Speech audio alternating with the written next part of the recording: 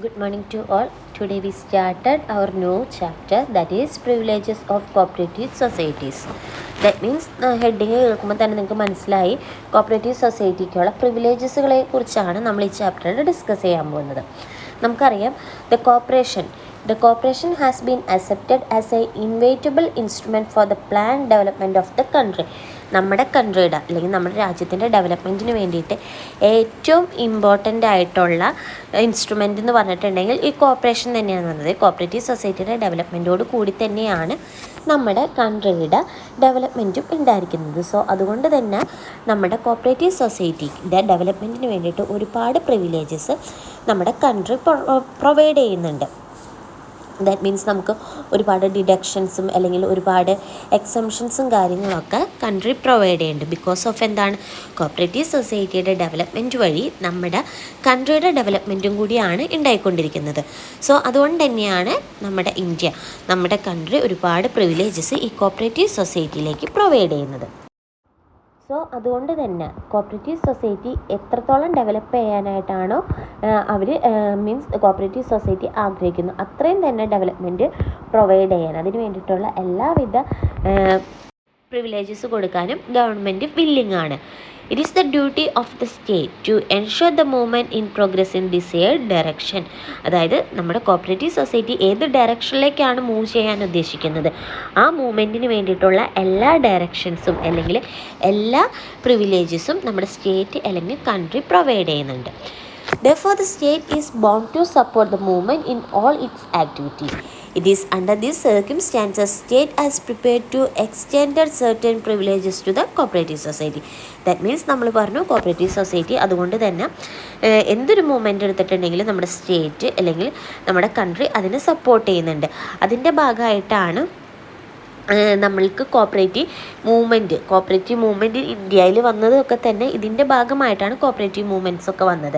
ഇതിൻ്റെ റിസൾട്ടായിട്ട് നമ്മൾക്ക് കിട്ടിയിരിക്കുന്നതാണ്. That means cooperative സൊസൈറ്റിക്ക് കിട്ടിയിരിക്കുന്ന പ്രിവിലേജസ് ആണ് സ്റ്റാമ്പ് ഡ്യൂട്ടി എക്സംഷൻ, സ്റ്റാമ്പ് ഡ്യൂട്ടിയിൽ നിന്നുള്ള എക്സംഷൻ, അതേപോലെ തന്നെ രജിസ്ട്രേഷൻ ഫീസിൽ നിന്നുള്ള എക്സംഷൻ, ഇതെല്ലാം ഈ കോപ്പറേറ്റീവ് സൊസൈറ്റി കിട്ടിയിരിക്കുന്ന പ്രിവിലേജസ് ആണ്.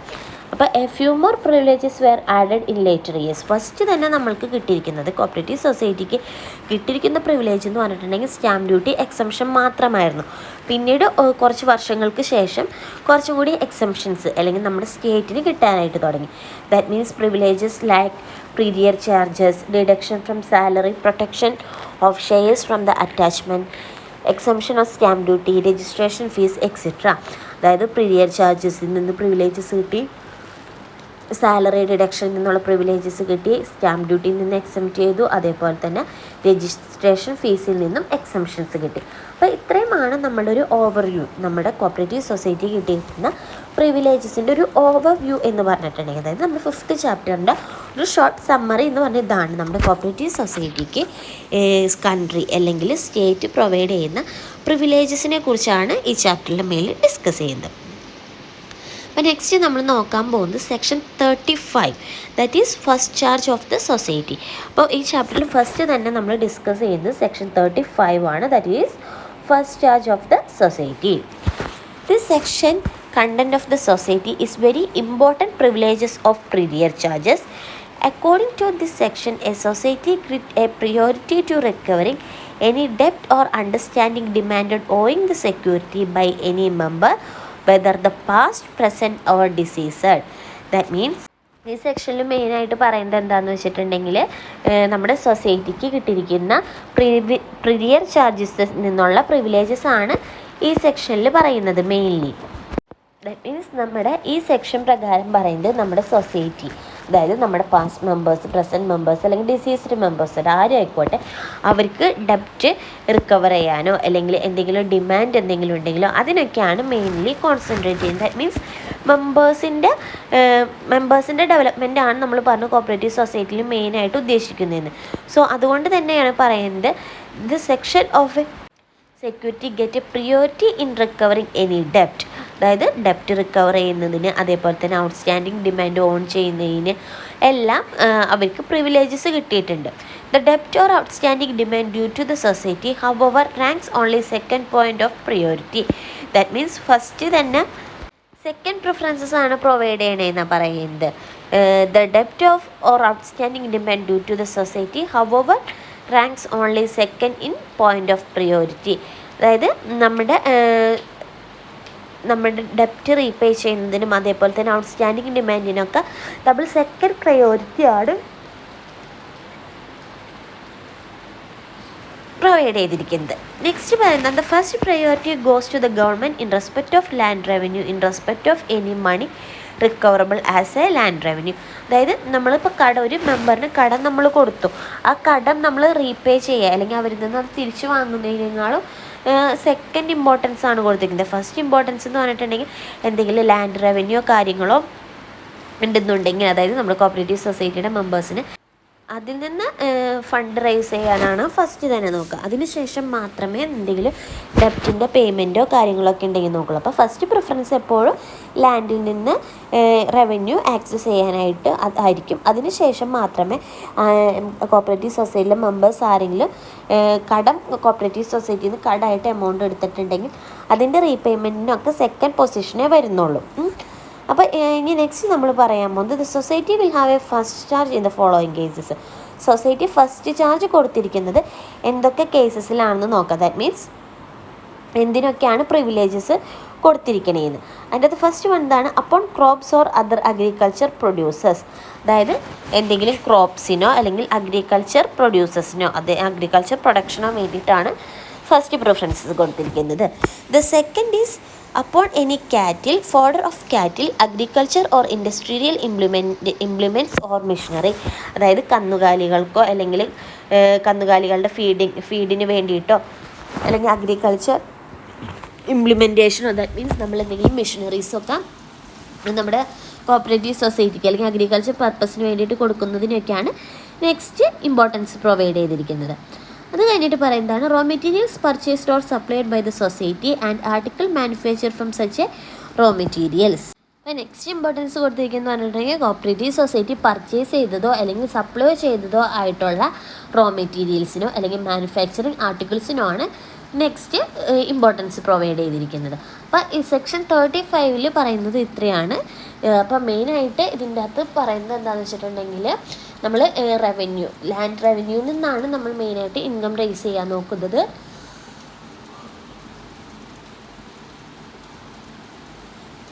എന്തെങ്കിലും ഡെപ്റ്റ്സോ കാര്യങ്ങളൊക്കെ കോപ്പറേറ്റീവ് സൊസൈറ്റിയിൽ നിന്ന് എടുത്തിട്ടുണ്ടെങ്കിൽ അതിൻ്റെ പ്രിഫറൻസസ് എപ്പോഴും സെക്കൻഡ് ആയിരിക്കും. പിന്നെ നമ്മൾ ഇതിൻ്റെ അകത്ത് പറഞ്ഞു എന്തെങ്കിലും ക്രോപ്സ്, അതായത് എന്തെങ്കിലും അഗ്രികൾച്ചർ പ്രൊഡ്യൂസേഴ്സിന് വേണ്ടിയിട്ടോ അല്ലെങ്കിൽ ക്രോപ്സിനൊക്കെയാണ് ഫസ്റ്റ് ചാർജ് പ്രൊവൈഡ് ചെയ്തിരിക്കുന്നത്. പിന്നെ നമ്മൾ പറഞ്ഞു കാറ്റിൽ ഫീൽഡ്സിന് അല്ലെങ്കിൽ എന്തെങ്കിലും മിഷനറീസ് ഇംപ്ലിമെൻറ്റ് ചെയ്യാൻ, അതേപോലെ തന്നെ കോപ്പറേറ്റീവ് സൊസൈറ്റിയുടെ അണ്ടറിൽ പർച്ചേസ് ചെയ്തിരിക്കുന്ന റോ മെറ്റീരിയൽസിനോ ഇനി സപ്ലൈ ചെയ്തിരിക്കുന്ന റോ മെറ്റീരിയൽസിനോ ഒക്കെ ആയിരിക്കും ഫസ്റ്റ് ചാർജ് പ്രൊവൈഡ് ചെയ്തിരിക്കുന്നത്.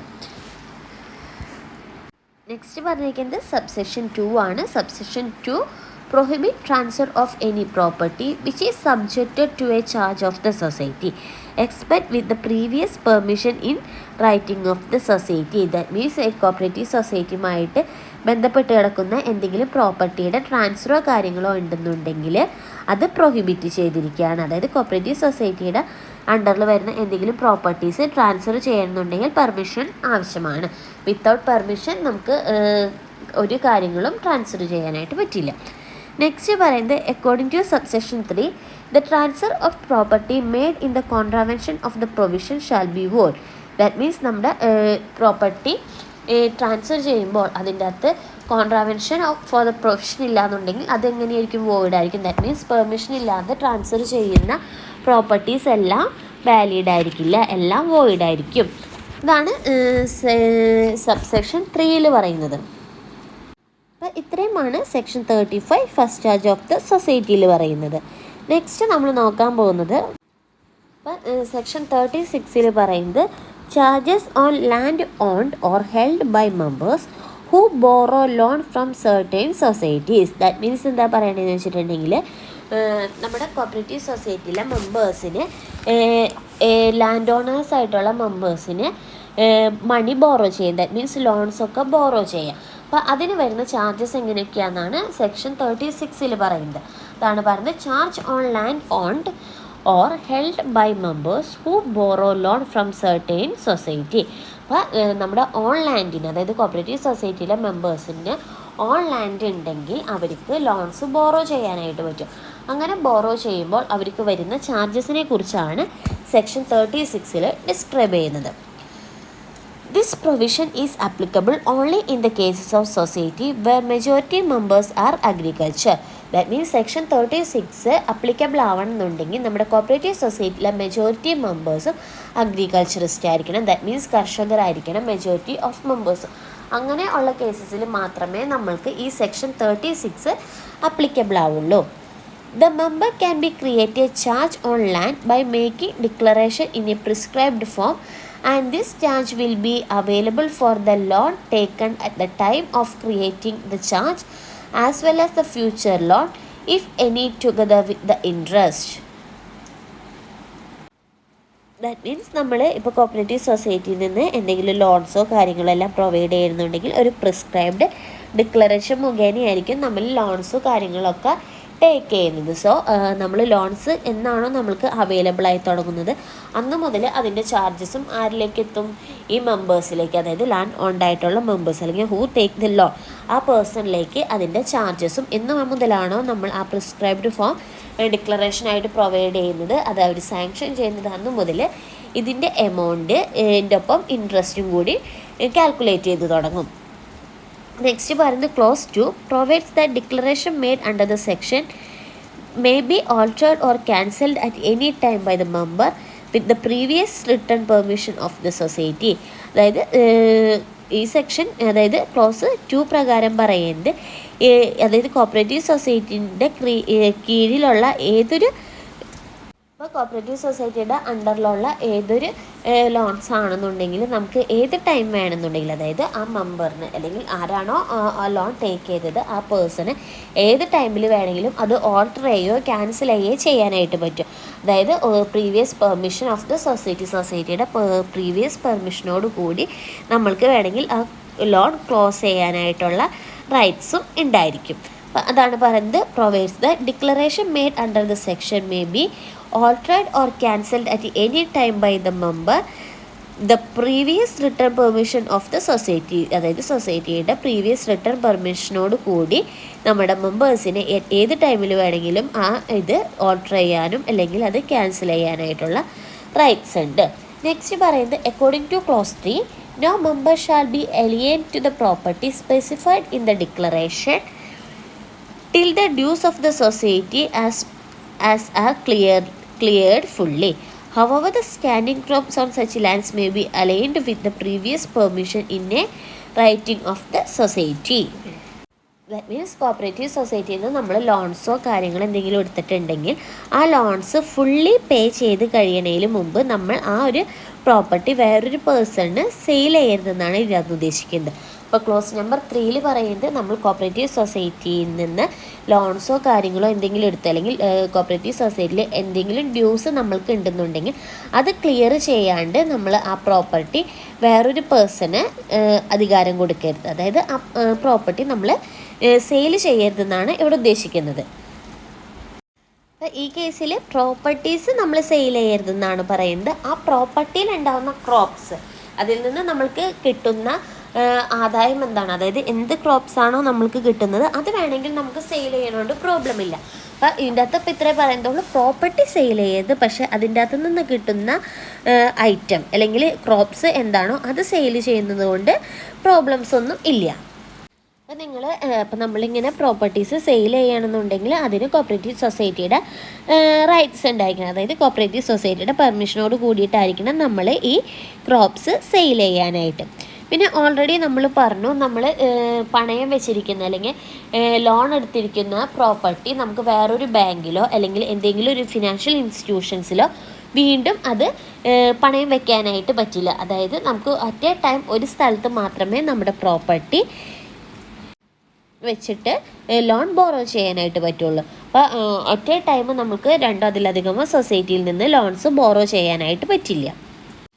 പിന്നെ ഇതിൻ്റെ അകത്ത് പറയുന്ന ഒരു പ്രൊവിഷൻ എന്ന് പറഞ്ഞിട്ടുണ്ടെങ്കിൽ ഇപ്പം നമ്മൾ ലോൺസ് ബോറോ ചെയ്തു എന്ന് പറഞ്ഞാൽ ആ ലോൺസ് ബോറോ ചെയ്യുമ്പോൾ നമ്മുടെ അടുത്ത് പറഞ്ഞിട്ടുണ്ടായിരിക്കും ഒരു പെർട്ടിക്കുലർ എമൗണ്ട് ഓഫ് ഇൻട്രസ്റ്റ് നമ്മൾ പേ ചെയ്യേണ്ടതായിട്ട് വരും. അങ്ങനെ ഒരു എമൗണ്ട് ഓഫ് ഇൻട്രസ്റ്റ് പേ ചെയ്യാൻ പറഞ്ഞിട്ട് ആ പേ ചെയ്യുന്ന എമൗണ്ടിൽ എന്തെങ്കിലും ബ്ലോക്കോ അല്ലെങ്കിൽ അത് പേ ചെയ്യാണ്ട് ഇരിക്കുകയോ ചെയ്യുകയാണെന്നുണ്ടെങ്കിൽ നമ്മൾ ആ പ്രോപ്പർട്ടി സെയിൽ ചെയ്യുന്ന ടൈമിൽ അല്ലെങ്കിൽ കോപ്പറേറ്റീവ് സൊസൈറ്റിക്ക് ഒരു നിശ്ചിത ഡ്യൂറേഷനുള്ളിൽ പ്രോപ്പർട്ടീസിൽ നിന്ന് ആ ലോണിൽ നിന്ന് എമൗണ്ട് ഒന്നും റിസീവ് ചെയ്യാൻ പറ്റിയില്ല എന്നുണ്ടെങ്കിൽ കോപ്പറേറ്റീവ് സൊസൈറ്റിക്ക് അത് ലേലത്തിൽ വയ്ക്കാം. ലേലത്തിൽ വെച്ചിട്ട് കിട്ടുന്ന എമൗണ്ട്, അതായത് കോപ്പറേറ്റീവ് സൊസൈറ്റിക്ക് എത്രയാണോ പെൻഡിങ് ഉള്ളത് ആ എമൗണ്ട് എടുത്തിട്ട് ബാക്കി എമൗണ്ട് ആ ഓണർക്ക് റിട്ടേൺ നൽകാനായിട്ട് പറ്റും. അപ്പോൾ ഈ സെക്ഷനിൽ മെയിൻലി പറഞ്ഞത് എന്താണെന്ന് വെച്ചിട്ടുണ്ടെങ്കിൽ കോപ്പറേറ്റീവ് സൊസൈറ്റിയുടെ, അതായത് ഒരു കോപ്പറേറ്റീവ് സൊസൈറ്റിയിൽ മെജോറിറ്റി ഓഫ് പേഴ്സൺസ് അഗ്രികൾച്ചറിസ്റ്റ് ആണെങ്കിൽ മാത്രമേ നമുക്ക് സെക്ഷൻ 36 അപ്ലിക്കബിൾ ആവുള്ളൂ. ഇതിൻ്റെ അകത്ത് പറയുന്നത് നമ്മുടെ ഓൺ ലാൻഡ് വെച്ചിട്ട് നമുക്ക് കോപ്പറേറ്റീവ് സൊസൈറ്റിയിൽ നിന്ന് എന്തെങ്കിലും പർപ്പസിന് വേണ്ടിയിട്ട് ലോൺസ് ഒക്കെ ടേക്ക് ചെയ്യാനായിട്ട് പറ്റും. ഈ ടേക്ക് ചെയ്യുന്ന ലോൺസ് നമ്മൾ അഗ്രികൾച്ചർ പർപ്പസിന് വേണ്ടിയിട്ട് തന്നെയായിരിക്കണം യൂസ് ചെയ്യേണ്ടത്. ഈ അഗ്രികൾച്ചർ പർപ്പസിന് യൂസ് ചെയ്യുമ്പോൾ നമുക്കതിൽ നിന്ന് കിട്ടുന്ന ക്രോപ്സ് എന്താണോ അത് നമുക്ക് സെയിൽ ചെയ്യാൻ പറ്റും. പക്ഷെ നമ്മുടെ പ്രോപ്പർട്ടി ലോണിലിരിക്കുകയാണെന്നുണ്ടെങ്കിൽ അത് സെയിൽ ചെയ്യാനായിട്ട് പറ്റില്ല. അത് സെയിൽ ചെയ്യുകയാണെന്നുണ്ടെങ്കിൽ ഫുൾ എമൗണ്ട് ഓഫ് പേയ്മെൻറ്റ് സെറ്റിൽ ചെയ്ത് കഴിഞ്ഞാൽ മാത്രമേ ആ പ്രോപ്പർട്ടി എന്ത് ചെയ്യാനായിട്ട് പറ്റുള്ളൂ, സെയിൽ ചെയ്യാനായിട്ട് പറ്റുള്ളൂ. അതേപോലെ തന്നെ ഓൾറെഡി നമ്മൾ പണയം വെച്ചിരിക്കുന്ന ഒരു പ്രോപ്പർട്ടി ആണെന്നുണ്ടെങ്കിൽ നമുക്ക് വേറൊരു പ്ലേസിൽ, അതായത് എന്തെങ്കിലും ഫിനാൻഷ്യൽ ഇൻസ്റ്റിറ്റ്യൂഷൻസിലോ അല്ലെങ്കിൽ അതർ ബാങ്ക്സിലോ ഒന്നും കൊണ്ട് വീണ്ടും പണയം വെക്കാനായിട്ട് പാടില്ല. പിന്നെ നെക്സ്റ്റ് പറഞ്ഞിട്ടുണ്ടെങ്കിൽ എന്തെങ്കിലും എമൗണ്ട്സ് നമ്മൾ ഡ്യൂസ് വരുത്തിയിട്ടുണ്ടെങ്കിൽ, അതായത് ലോൺ അടയ്ക്കുന്നതിൽ എന്തെങ്കിലും എമൗണ്ട്സ് നമ്മൾ ഡ്യൂസ് വരുത്തി കഴിഞ്ഞിട്ടുണ്ടെങ്കിൽ കോപ്പറേറ്റീവ് സൊസൈറ്റിക്ക് എത്ര എമൗണ്ടാണ് ഡ്യൂ വന്നിരിക്കുന്നത്, അതായത് ഒരു നിശ്ചിത ഡ്യൂറേഷനുള്ളിൽ റീപേയ്മെൻറ്റ്സ് ഒന്നും നടത്തിയില്ല എന്നുണ്ടെങ്കിൽ കോപ്പറേറ്റീവ് സൊസൈറ്റിക്ക് ആ പ്രോപ്പർട്ടി ലേലത്തിൽ വെച്ചിട്ട് ഓപ്ഷനിൽ വെച്ചിട്ട് അതിന് എത്ര എമൗണ്ട് ആണോ റേസ് ചെയ്യാൻ പറ്റുന്നത് ആ എമൗണ്ട് റേസ് ചെയ്തിട്ട് അവർ കോപ്പറേറ്റീവ് സൊസൈറ്റിക്ക് എത്ര എമൗണ്ട് പെൻഡിങ് ആയിട്ട് വന്നു ആ എമൗണ്ട് എടുക്കുകയും ചെയ്യുക. ബാക്കിയുള്ള എമൗണ്ട് ആരാണോ ആ പ്രോപ്പർട്ടിയുടെ ഓണർ അവർക്ക് ട്രാൻസ്ഫർ ചെയ്യുകയും ചെയ്യാം. നെക്സ്റ്റ് പറയുന്നതാണ് this charge will be in the first charge except the following cases. That means ചില കേസസിൽ നമ്മൾക്ക് ചില കാര്യങ്ങൾക്ക് ഒരു ഇളവ് നൽകാനായിട്ട് പറ്റും. അതായത് ഫസ്റ്റ് വൺ പറയുന്നതാണ് if there is a tax arrear due to the ഗവൺമെൻറ്റിലേക്ക് എന്തെങ്കിലും ടാക്സ് അരിയേഴ്സ് എന്തെങ്കിലും ഉണ്ടെങ്കിൽ, ദാറ്റ് മീൻസ് ടാക്സ് അടയ്ക്കാണ്ടിരിക്കുന്ന എന്തെങ്കിലും സിറ്റുവേഷൻസ് ഉണ്ടെന്നുണ്ടെങ്കിൽ. സെക്കൻഡ് വൺ പറയുന്നതാണ് if there is any amount due to the agriculture development bank, അതായത് അഗ്രികൾച്ചർ ഡെവലപ്മെൻറ്റ് ബാങ്കിൽ എന്തെങ്കിലും എമൗണ്ട് നമ്മൾ പ്രൊവൈഡ് ചെയ്യാനായിട്ടുണ്ടെങ്കിൽ അല്ലെങ്കിൽ ഡ്യൂസ് ഉണ്ടെന്നുണ്ടെങ്കിൽ. നെക്സ്റ്റ് പറയുന്നതാണ് if there is any mortgage loan taken by the ഗവൺമെൻറ്റിൽ നിന്ന് എന്തെങ്കിലും മോർട്ടഗേജ് ലോൺസ് ടേക്ക് ചെയ്തിട്ടുണ്ടെങ്കിൽ. ലാസ്റ്റ് പോയിന്റ് പറയുന്നത് if there is any prior claim on account alienation made before the grant of loan by the society. That means നമ്മൾ loan എടുക്കുന്നതിന് മുന്നേ തന്നെ, അതായത് അതിന് മുന്നേ നമ്മൾ എന്തെങ്കിലും ലോൺസ് എടുത്തിട്ടുണ്ടെങ്കിൽ എന്തെങ്കിലും പ്രീരിയർ ക്ലെയിംസ് നമ്മുടെ അക്കൗണ്ട്സിൽ ഉണ്ടെങ്കിൽ നമ്മൾക്ക് ഈ ലോൺസ് ടേക്ക് ചെയ്യാനായിട്ട് പറ്റില്ല. അപ്പോൾ അതാണ് പറയുന്നത്, നമ്മൾ ലോൺ എടുക്കാൻ അപ്ലൈ ചെയ്യുന്നതിന് മുമ്പ് ആ സെയിം ബാങ്കിൽ നമ്മൾ എന്തെങ്കിലും പ്രീരിയർ ക്ലെയിംസ് ചെയ്തിട്ടുണ്ടെന്നുണ്ടെങ്കിൽ നമ്മൾക്ക് ആ കോപ്പറേറ്റീവ് സൊസൈറ്റിയിൽ നിന്ന് ലോൺസ് ടേക്ക് ചെയ്യാനായിട്ട് പറ്റില്ല. അപ്പോൾ ഇത്രയും കാര്യങ്ങളാണ് സെക്ഷൻ 36 പറയുന്നത്. അപ്പോൾ ഇന്നത്തെ ക്ലാസ്സിൽ നമ്മൾ ഡിസ്കസ് ചെയ്തത് പ്രിവിലേജസ് ടു കോപ്പറേറ്റീവ് സൊസൈറ്റിയാണ്. പ്രിവിലേജസ് ടു കോപ്പറേറ്റീവ് സൊസൈറ്റിയിൽ ഇന്ന് നമ്മൾ മെയിൻലി നമ്മൾ ഡിസ്കസ് ചെയ്തത് 2 സെക്ഷനാണ്. Section number 35 and section number 36. Section number 35 നമ്മൾ പറഞ്ഞത് ഫസ്റ്റ് ചാർജ് ഓഫ് ദ സൊസൈറ്റിയും 36 charges on land owned or held by the members who borrow loan from the certain societies. അപ്പോൾ ഇത്രയാണ് നമ്മൾ ഇന്നത്തെ ക്ലാസ്സിൽ ഡിസ്കസ് ചെയ്തത്. ബാക്കി നമുക്ക് നെക്സ്റ്റ് ക്ലാസ്സിൽ ഡിസ്കസ് ചെയ്യാം. അപ്പോൾ ഇന്നത്തെ ക്ലാസ്സിൽ നിങ്ങൾ കേട്ടിട്ട് എന്തെങ്കിലും ഡൗട്ട്സോ കാര്യങ്ങളോ ഉണ്ടെങ്കിൽ മിസ്സിനെ വിളിച്ച് ക്ലിയർ ചെയ്യാം. അപ്പോൾ ഇന്ന് നിങ്ങൾ ആൻസർ ചെയ്ത് വെക്കേണ്ട question describe the section 35 and explain section 36. That is 35ഉം 36ഉം എക്സ്പ്ലെയിൻ ചെയ്യാം. അപ്പോൾ ബാക്കി നമുക്ക് നെക്സ്റ്റ് ക്ലാസ്സിൽ ഡിസ്കസ് ചെയ്യാം. Thank U.